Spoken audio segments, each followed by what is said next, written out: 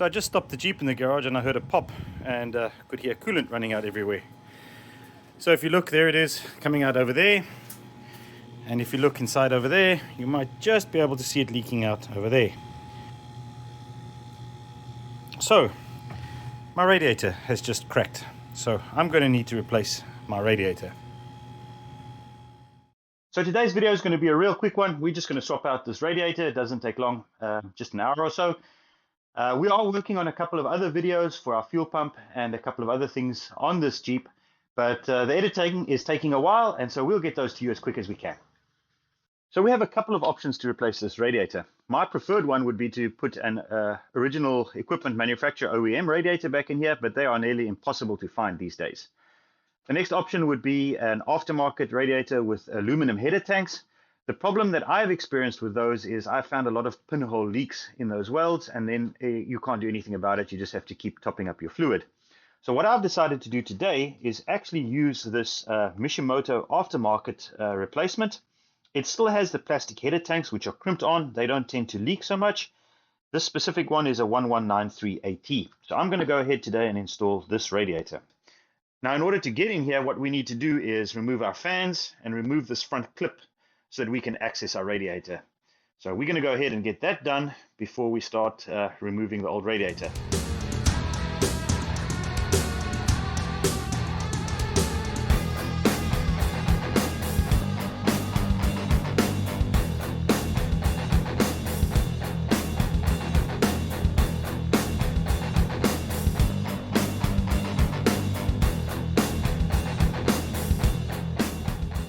So we decided not to pull the whole front clip. We've just loosened this top plate over here. I have two more connections to undo. I need to do the automatic transmission cooler line, this one over here and this one down here. Now this one at the bottom is not stock anymore. The previous owner had made a modification. So what I've done is I've made this little brass piece over here with an adapter to a hose barb fitting over there, so I can just easily undo this fitting. I'm going to go ahead, get this out so that we can pull the radiator out.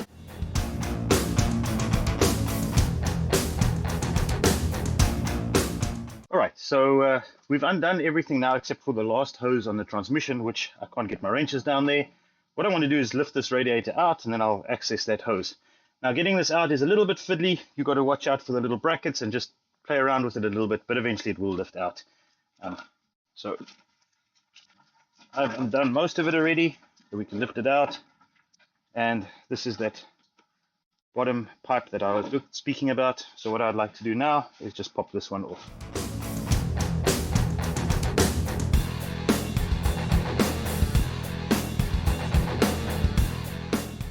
So as we start getting ready for installing the new radiator, we're going to need to remove this hose and this fitting, as well as these two rubber pucks over here.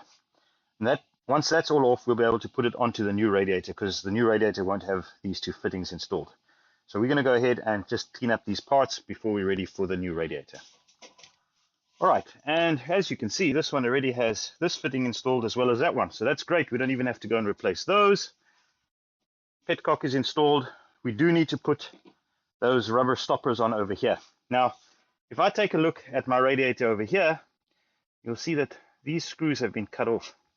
So what I suspect is that these are in the way over here, and I might need to make a small modification to get this back in again. But I'm going to start by moving these rubber stoppers across.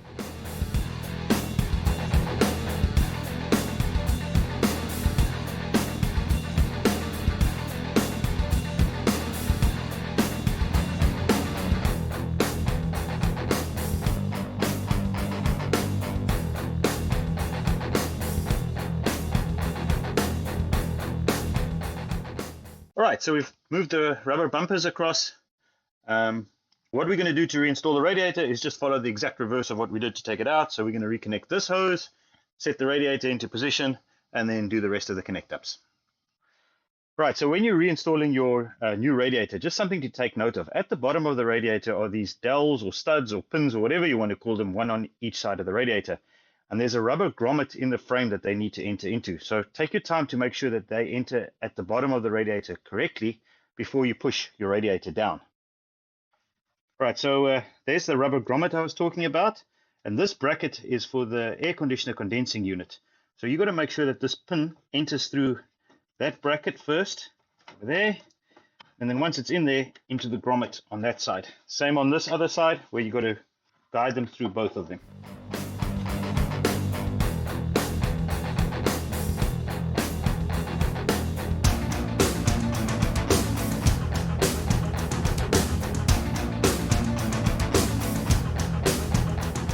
So we've got the new radiator back in again. We've got all the hoses connected, the batteries back in again. I'm going to go ahead and fill up with coolant. Now getting all the air out is rather difficult, because if you'll see, the top of the radiator over here is actually lower than this hose over here. So it takes a long time to get the air out of this 4-liter engine. What I tend to do is fill this up until it's brimmed over here, and then I'll add a bunch of extra coolant into the overflow tank. And then just take it for a little bit of a warm up. That usually will push the excess air that might be in here into the radiator, out through the overflow and into the surge tank. And the moment it hits the surge tank, it boils through to the top and the air escapes. And then when the engine cools back down, it sucks water back in. So the biggest secret is just to be patient and getting that last little bit of air out, and make sure that your surge tank is full for probably the next couple of weeks as it pushes the last bit of that air back out again. Right, so we've got the engine running now, and you'll see if you look inside of the radiator fill cap over here, as we start pouring the coolant in, you'll start seeing it bubbling. And that's the air that's busy escaping, that's trapped in the engine block. Now we do have a thermostat in here, and so what's happening is that as that air passes through the thermostat, it'll bubble out through here, and this will be ongoing for a while.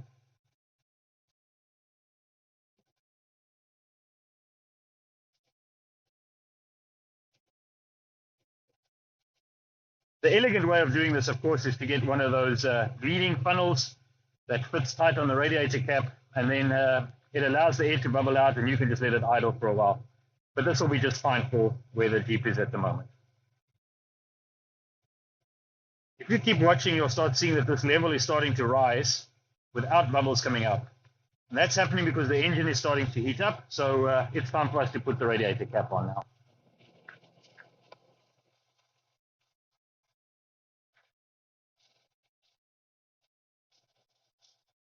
And there we go, job done. Well, making all of this content for YouTube is rather time consuming, and I could do with a little bit of support. So at the end of this video, I'm going to put a link to an Etsy store where I am selling bottle openers. Now, one of them is nice to fit onto your keychain. The other is credit card size. Both of them made out of grade 5 titanium, so they're very, very lightweight and durable. I'd appreciate it if you could help support the store. And if enough people buy them, I'll be able to start customizing them, which would be absolutely great. So please take a look at our Etsy store and help support our channel.